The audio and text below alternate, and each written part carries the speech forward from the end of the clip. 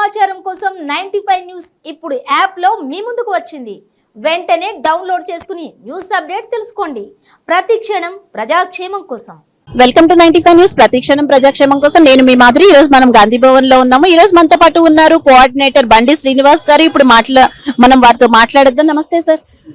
Sir, అంటే అసలు మీరు చెప్పండి, కాంగ్రెస్ తో మీకున్న అనుబంధం ఎలాంటిది? ఎన్నేళ్ల నుంచి ఇందులో ఉన్నారు?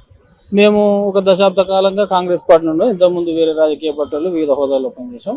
కానీ సోనియా గాంధీ గారు చాలా త్యాగనిరతితోటి ఒక పెద్ద రాష్ట్రమైన ఏపీని వదులుకొని కూడా తెలంగాణను, హైదరాబాద్తో కూడిన తెలంగాణను యూటీ చేయాలనే డిమాండ్ ఉన్న, రాయల తెలంగాణ డిమాండ్లు ఉన్న అన్ని పక్కకు పెట్టి తెలంగాణ ప్రజల యొక్క చిరకాల వాంఛ, ఏకైక వాంఛ అంటే హైదరాబాద్తో కూడిన తెలంగాణ ఇచ్చిన క్రమంలో మేము తెలంగాణలో రాజకీయ శక్తులని పునరేకీకరణ సోనియా గాంధీ గారికి అధికారం, వారికి తెలంగాణలో కాంగ్రెస్ పార్టీకి అధికారం ఇవ్వాలి, తద్వారా కృతజ్ఞత తెలుపుకోవాలనే ఉద్దేశంతో కాంగ్రెస్ పార్టీలో పనిచేస్తున్నాం.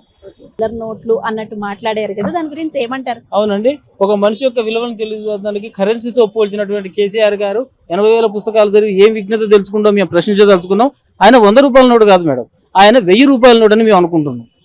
ఏ విధంగానైతే 1000 రూపాయల నోటు ఇప్పుడు చలామణిలో చెల్లుబాటులో లేదో, ఇన్వాలిడ్ అయిందో, డిసెంబర్ 3 నుంచి ఆయన కూడా అదే దశలో ఉండబోతుంది. కాబట్టి ఆయన మేము 1000 రూపాయల నోటుగా మేము గుర్తిస్తాం.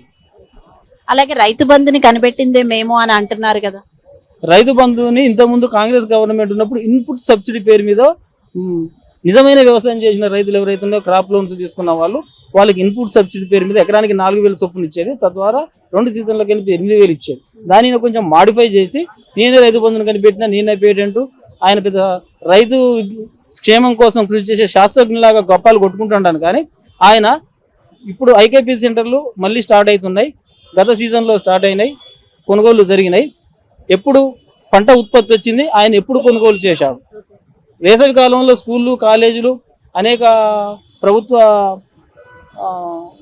పెద్ద పెద్ద గోదాములాగా ఉపయోగించగలిగే ప్రదేశాలన్నీ ఖాళీగా ఉన్నా కూడా అప్పుడు కొనకుండా వర్షాలు స్టార్ట్ అయ్యే టైంలో ఆయన కొనుగోలు జరపడం వల్ల తడిసిపోయి తేమ వచ్చి మొలకెత్తి రైతులు తరుగు పేరుతోటి ఒక్కొక్క కింటాకు 5 నుంచి 10 కేజీల ధాన్యాన్ని కోల్పోయింది.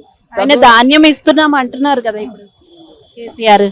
ధాన్యం ఇప్పుడు అదే అండి, వాళ్ళ కింటాకు 10 కేజీల చొప్పున తరుగు తీసి ఒక్కొక్క రైతుకు వేలాది రూపాయలు నష్టపెట్టి దాంట్లో సగం కూడా చేయని రైతు బంధుని ఇస్తానికి అప్పగా చెప్పుకోవడం నిజంగా రైతు శ్రేయబులైజ్ అయితే సరైన టైంకు మద్దతు ధర ఇచ్చి ధాన్యాన్ని కొనుగోలు చేయాలి.